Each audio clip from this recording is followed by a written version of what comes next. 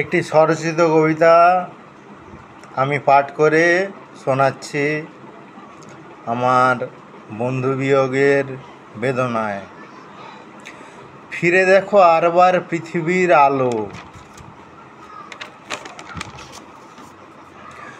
জীবনের ভালো আর মন্দেরা, দ্বিধার দ্বন্দ্বেরা একা হলো আজি।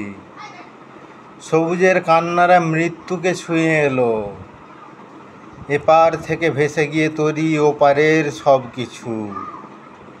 কথা বলি কোন সূর্যের সাথে, যার তেজে ভস্ম হয় পৃথিবীর মাটি।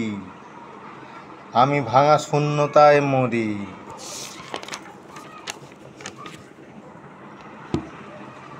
কোন এক অথই সাগর জলে যেন ডুবে গেলে তুমি, আমাকে শুধু বলে গিয়েছিলে আবার উঠবে তুমি মুক্ত কুড়োবার শেষে।